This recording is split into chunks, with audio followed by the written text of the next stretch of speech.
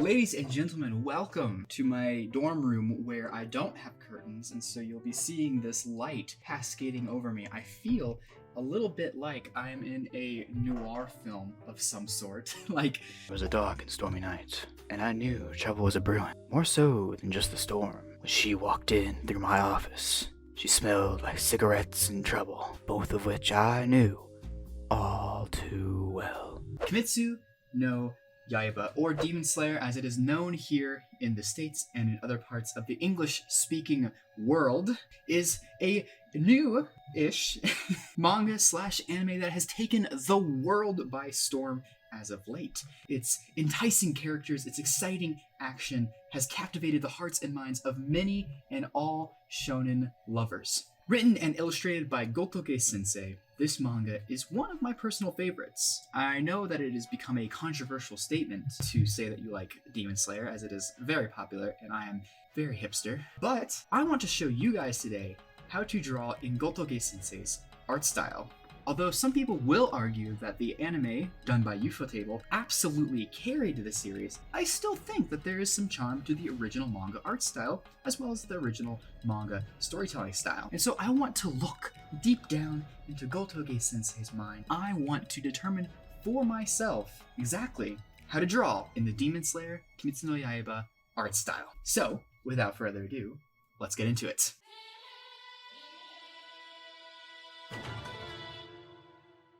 I have here two drawings of Tanjiro that I wanted to look at initially.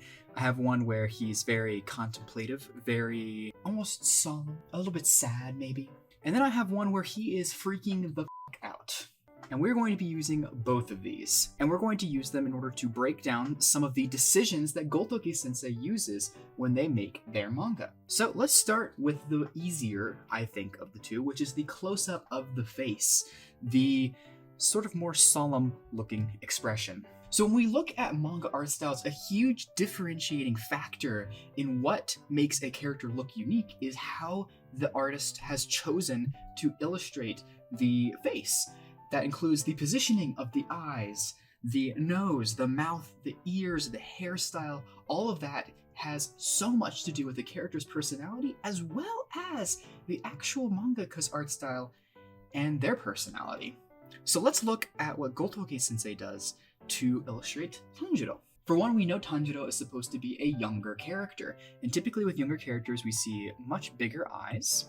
So we see immediately very big eyes relative to the rest of the face shape. We can see there's the face shape, and we have the eyes rather big on that, which is a staple of most anime, but when it comes to shonen manga, you see a lot more variation in the size of the character's eyes as well as other factors of their face. We can see the nose here is very large for a manga style. Typically when you think of like the manga art style, you think of that sort of meme where it's like how to draw a manga nose and you just do a single dash and that's it. But Gotoge-sensei spares no effort in drawing the nose and actually gives us a little bit of information. So when we are drawing, I want to put a circle kind of around right here. Now I want you guys to notice, this is one of the things that I feel a lot of young artists get wrong whenever they're first starting, and you're starting with your construction and your guidelines and everything like that. It's important to note that your circle is not supposed to always be perfect. I see some artists spend so long working on just the circle of their guideline, but that's so unnecessary.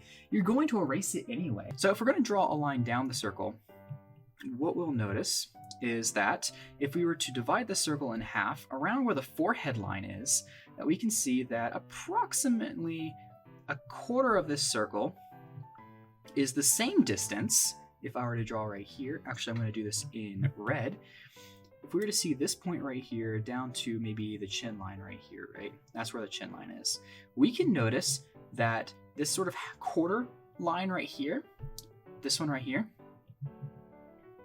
is about halfway to here, and then the chin is about halfway to there. Now with some variation, but we can see that there's a pretty solid three-way line here from where the top of Tanjiro's head is to the center point of his forehead to where the nose meets to where the chin meets. There's a lot of symmetry here, and that's really, really good. A lot of manga artists, when they draw, typically just go straight into it because they're freaking baller. For people who want to really work on developing their style and maybe want to take some tips and tricks from other artists, this is important to note, that your character will have more appeal the more symmetrical and more even that they look. Likewise, we can see that the jawline comes down right about to the point where the eyes are, and this is also something that you'll see a lot of artists do. Now, this drawing in particular, this one right here, is a little bit tilted, just a tiny bit, right? Because Tanjiro is sort of looking off a little bit. His head is ever so slightly angled, right? Which is going to throw off the guidelines a bit, but not too much. We'll notice that the ears start at where around about the top of the eyelid would go, right? Here's the eyelid right here. That's what these lines are supposed to be. It's sort of the folds of the eyes. The point where your eye actually rests in your skull is a little bit higher than where your actual lid goes, right? Because think about it, right? You have a flap that closes down and it closes up that eye. We're going to put the ears around where the top of that eye is, and that is true for most people. Another thing that rings true most of the time for characters is that their nose lines up with the bottom of the ears. And so now we have a great positioning guideline for how we're going to draw Tanjiro's face. We have a circle, the base, the core, the crux of the character. We have the eyes, the nose, the mouth, the jawline, everything connects. There is a system that Gotoge-sensei uses and has likely learned over many hours of drawing. I'm sure that they just draw and they don't really need to think about this. But again, for us, for our purposes, we're going to need to use these guidelines. His ears are quite big, we can notice that. And that aids in that sort of playful, youthful look that you see a lot of shonen authors use. A lot of times, smaller or younger or more youthful or energetic characters have those big ears, and it's a decision that I actually quite like. I think it looks very appealing, but it's very weird to draw because it is anatomically incorrect, and so you need to have a degree of understanding about human anatomy in order to make those types of decisions. Let's look at how Gotoge-sensei does their eyes, and I think this is one of the coolest parts. Gotoge-sensei's art style is so interesting and so unique relative to a lot of other manga authors, and I think that that is conveyed largely in the extremely expressive, very stylistic eyes. In my time drawing manga, I've noticed that the way that you draw a character's eyes, both in the eyelids, the eye shape, and the pupils and irises themselves, can vastly change the expressive nature of a character and can make them either lovable, hateable, mysterious, unique, quirky, or anything really in between. So when we look at the eyelids, we can see a fairly typical upper eyelid. Now with manga, generally speaking, you want to have a expressive sort of implication of an upper eyelid. Generally speaking, whenever you draw an eye, you're going to go with this upper eyelid and you're going to curve it around down and sort of hook it off a little bit, and then do sort of a bottom thinner eyelid. And this is because, typically speaking, your upper eyelid is where your eyelashes are. And in visual shorthand, which is what we do a lot with manga, we want to try to convey this sort of eyelash feel, this thicker feel, and we do that by having a thicker and more dense upper eyelid. What a lot of manga authors do is they take that concept and they blow it up like they do with freaking everything. So what we notice then is that this upper eyelid right here sort of grows and becomes a larger and more dense upper eyelid. What we're going to do instead is, in order to imply eyelashes, rather than going out with them, we're going to go side to side with them.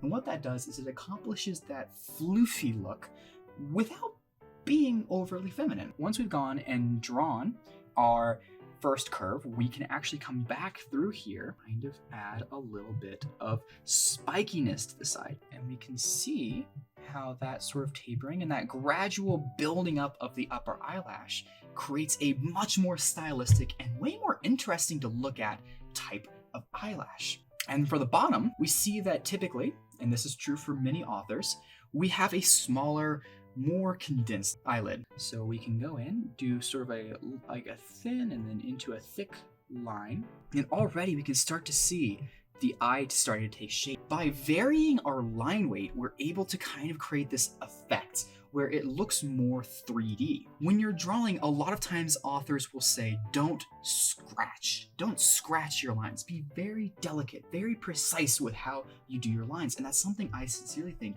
is important because it allows you to start learning line weight.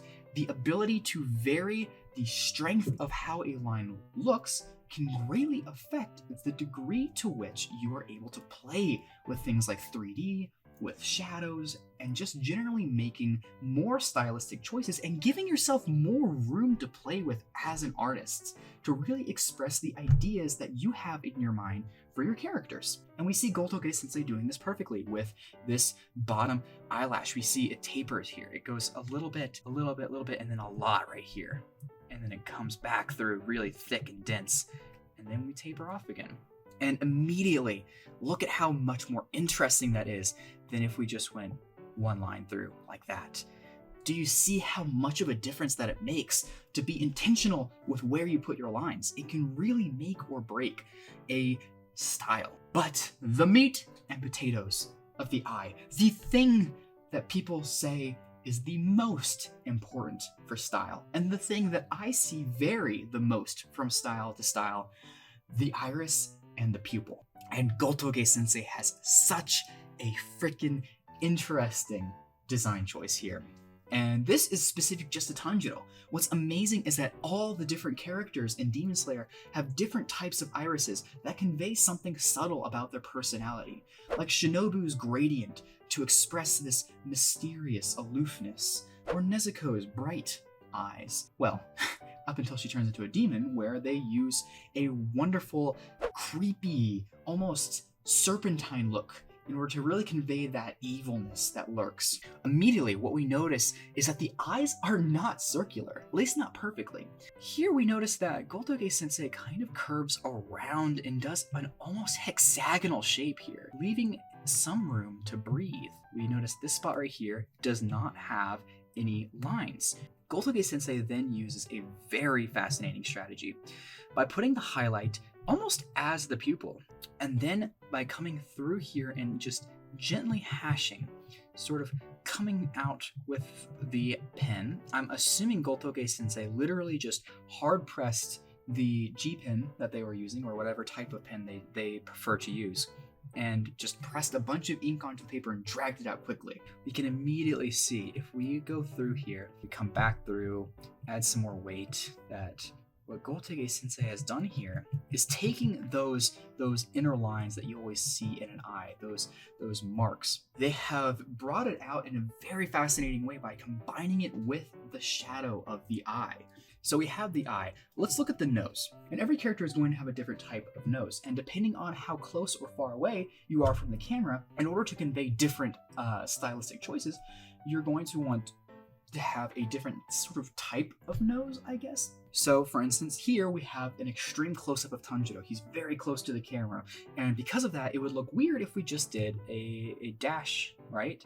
It would look very peculiar. I mean, it wouldn't be completely off, but it would be not as good looking, to be blunt. It wouldn't look as appealing because this character is supposed to be a shonen action hero, and having just the dash for the nose doesn't feel as like manly and powerful, I guess. I don't really know.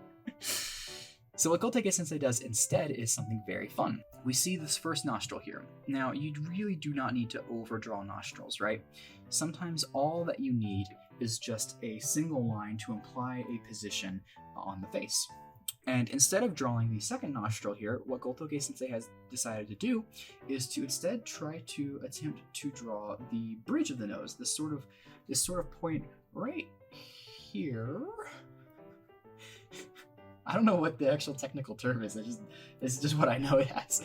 Instead. And so we get a line going up like this and like that. And then there's a tiny bit of shade instead. And sometimes what you can do with manga is, in order to convey shading, instead of actually darkening the place where the image is, you can just draw a single line. And then we have just 3 quick hash lines here. And that will just show even more so that tiny bit of difference.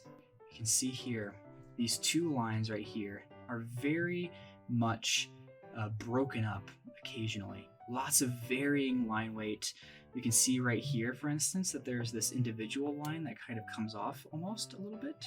That just frees up the mouth a bit and makes it seem a lot more loose. The teeth are just blocks. All that they do is just use white blocks of teeth here. And we can see, just like that, we have conveyed an open mouth. You can apply this very easily to your own art style. And then for the mouth, all that they do is just hash in a open line here. By hashing, you convey motion. That's one of the biggest benefits to hashing over using solid blocks of color, is that when you hash, you are allowing the image to have its own momentum and its own movement. And in this case, Tanjiro is screaming, he's angry and passionate. So by hashing, we are able to convey that openness, that screaming, that emotion that Tanjiro is feeling. And we can apply this to other things too. Like for instance, in this case, the mouth we can see is very, very much a heavy line-weighted sort of illustration. By allowing the edges of the mouth to be darker, we get this sense of openness, and it kind of implies the gums of the mouth, the inside of your mouth, without actually really having to draw it. Same thing with the teeth here. We just have two blocks, like so. The hair. The hair. One of the age-old questions that a lot of manga artists face is how on earth are you supposed to do dark hair whenever you are using a manga style? And there's so many different options to choose from. A lot of artists typically will fill in the entire hair black and then go in with a whiteout pen and will add individual lines in order to express where the hair flows. And what this does is it allows you to get a really solid silhouette, a really strong shape, without necessarily going in and drawing each and every single strand of hair individually. In this case, we can see Tanjiro's hair is drawn in a very interesting way. I imagine that there is a sort of dark patch that is used here, and then Gotoge-sensei goes back through and uses a whiteout pen, I have to imagine. I can't really see them doing this and actually leaving these lines sort of blank already, just because it's very specific and very difficult to do with a technical illustration pen. So what I imagine Gotoge-sensei did is I imagine that they went through here and they drew the hair on the outside. They just did the outer illustration lines. They did the sort of outline of the hair. And then by doing that, they have a general idea of where the hair flows, where the hair needs to go, and all of that. And now, of course, because the reference image is below, I could bring it up on top and we can see where these white lines are. And this expresses where the hair flows without it being super overburdened. And just like that, we can see how the hair immediately looks so much more interesting than if we just used a black fill. Now, last thing that I want to talk about is the extras, the little bits and pieces that can really add a lot. And in this situation, we have the hatching of the face. We can see here Tanjiro's nose is drawn. Tanjiro's nose is drawn more or less the same here, but we see this hatching here. 1, 2, 3, boom. Look at that. Immediately we can tell there's some action there. There's these lines here on his cheek we can see. Just like that, boom. Right here as well. Bum, bum, bum, bum, bum, bum, bum, bum, bum, bum, bum, bum, bum, bum, bum. And then we have stuff right here, just a little bit of anger, that nose crunching up, that emotion coming through. The sweat beads, he's passionate, he's angry, he's tired, he's at the end of his rope. And because of these lines here, these tiny bits and pieces of blood and dirt and expressiveness, there's so much emotion in that face. And it's more than just the expressions, it's the situation, how much is on his face, like what is going on here that allows him to look like this. And that is where you can get really creative and really expressive with how you draw your characters. And already we can see just how Gotoge-sensei uses this. And even in the clothes down here, there's hatching down here, just a little bit of dirt in these white blocks. That is great. And just like that, even without his eyes drawn in, even without his face drawn in, we can see an outline of sorts. And that is amazing in and of itself. Because what that tells me is that Gotoge-sensei drew around the contours of the face. And this is something very important when it comes to hatching. We want to think about where the angles of the face are. When you're drawing, if you just draw lines willy-nilly just all over the place, you can maybe get a look out of that. Like, that kind of looks to me more like cuts than it does like dirt. Dirt, you see, dirt, blood, any kind of liquid maybe, it rides the contours of the face. You want to draw the lines in the angle of how the face is contorting. So right here, we can see there are the lines here. Let me do this in red. The lines here are going down this way, a little bit this way here. The lines kind of come down here. We see right here they're going around because in this case the face is wrapping around. It's a circle, it's an oval, it's a rounded shape. And right here it's going down because the cheek is coming down this way. If we drew hatching on maybe this area, what I would do is I would probably go like this. And you can see how that in and of itself still fits the feeling that these hatchings are making. There is so much to learn for mangakas who are great at what they do and have spent so much more time than you. Do you want to draw in Kimetsu no Yaiba's art style? Maybe you do. Maybe you want to as a reference. But ultimately, I think that you should work on your own style. The point of these videos is to give you information that you might need to know from these artists that might help you in the future. Things that you can add to your own art. Things that you can do to learn from these amazing masters who work so hard at their craft every single day. Ladies and gentlemen, I hope that this video could have been informative in some capacity. Thank you so much for watching. I'm Dub, and I'll see you on the other side. Goodbye.